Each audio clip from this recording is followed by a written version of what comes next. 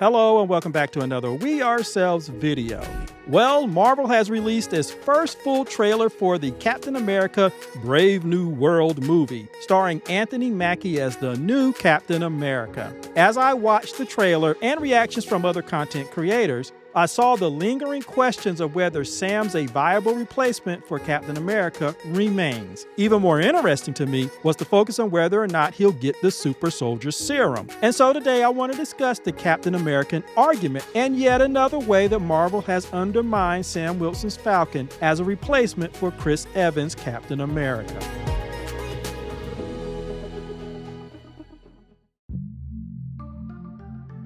Perhaps the biggest problem, the biggest detriment and subversion of Sam Wilson comes from the central argument of his show, Falcon and the Winter Soldier. I call it the Captain America argument, and it was stated and presented in the first Captain America movie. The serum amplifies everything that is inside, so good becomes great, bad becomes worse. That was the argument that Dr. Erskine presented to Steve Rogers in Captain America, the First Avenger. And even at the moment when he was about to die after the bombing, he took his last breath to point at Steve Rogers' chest to remind him that he's a good man who was made great. Given that argument in that first Captain America movie, there is no reason why Sam Wilson should not have taken the serum in Falcon and the Winter Soldier. Or, let's be generous, at the beginning of this new movie. Of all the people in that show, Falcon and the Winter Soldier, with the super soldier serum, Sam Wilson was the logical choice to have the serum because he's the only one that represents the positive side of that argument. The super soldier serum makes a good man great. But that's not what happened. Marvel, in his usual manner, sidelined us with focusing in on the shield being the symbol of Captain America. And of course it is in its own way. And if somebody accepts the shield, then they are accepting the mantle. For example, it wasn't until Agent Walker got the super soldier serum that he could really be Captain America. The only problem was his attitude. And that's why his personality and attitude represented a different, nuanced side of the Captain America argument. But again, we were sidelined and we had to focus on the shield and not the serum when it came to Sam. Consider this.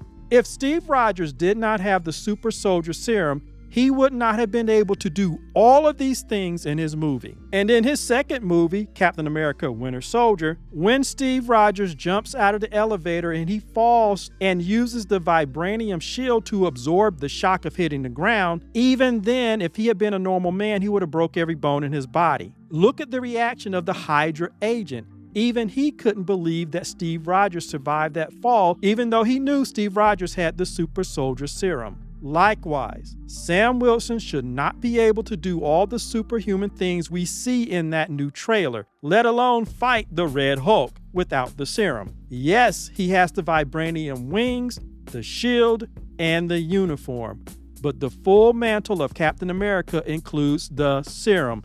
So let's break down this Captain America argument that the super soldier serum makes a good man great.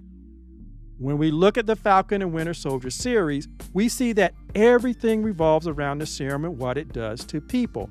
And that's as it should be. But one of the other reasons that they did this is because it's a good storytelling technique. That's why the showrunner did it. He knows his stuff. And when you're working on a story and you have a central argument, often the most nuanced and involved story has different characters represent different aspects or sides of the argument. And in Falcon and the Winter Soldier, the central argument is around the serum and whether or not to use it, what it does to people. And all of the main characters around Sam, except for his sister, they all have the super soldier serum and they all represent different facets and arguments.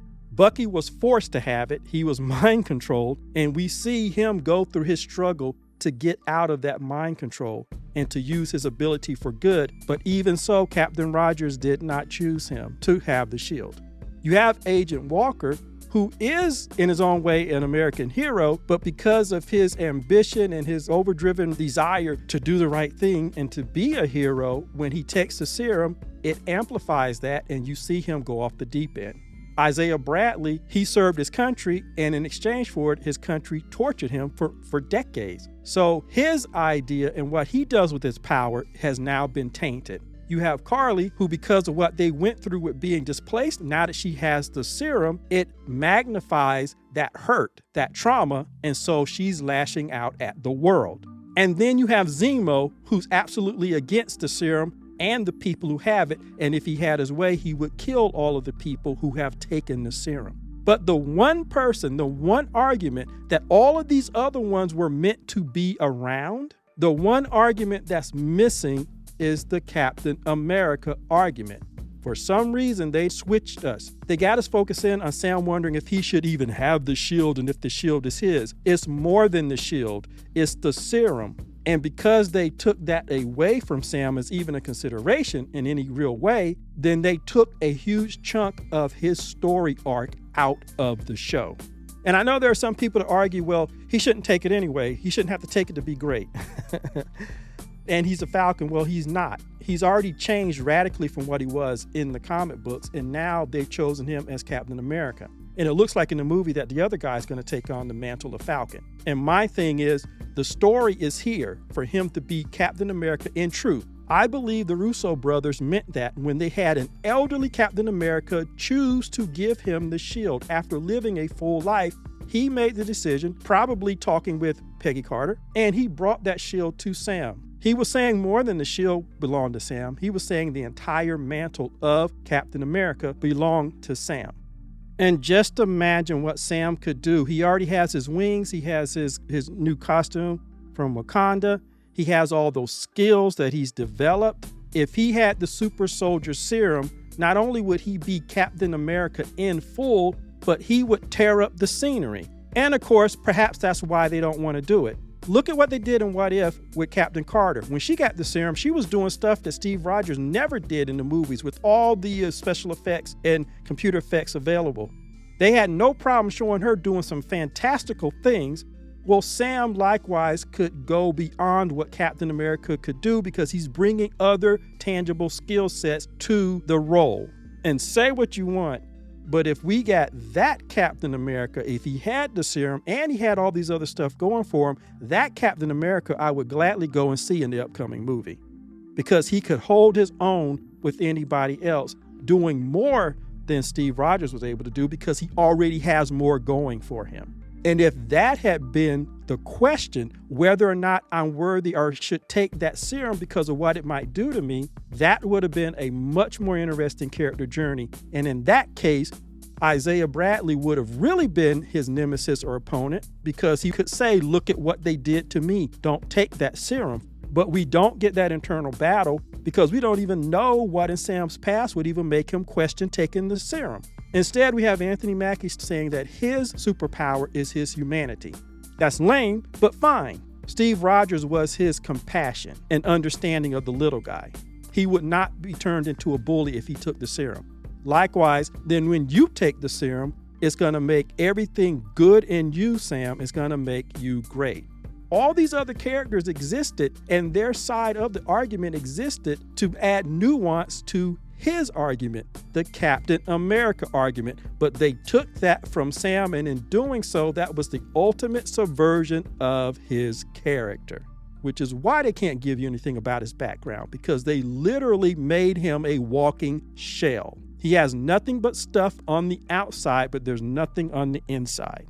And that is why this show was the ultimate subversion of what he should be as a character. He's not Captain America, and you even have Thunderbolt Ross saying it in the movie, that you might be Captain America, but you're no Steve Rogers. What the hell, folks? I mean, come on. So it has been a total subversion of his character in front of our eyes. So anyway, that's my thoughts on the new trailer and on the continued subversion of Sam Wilson as the new Captain America. As always, like, subscribe, and share, and I will see you in the next video.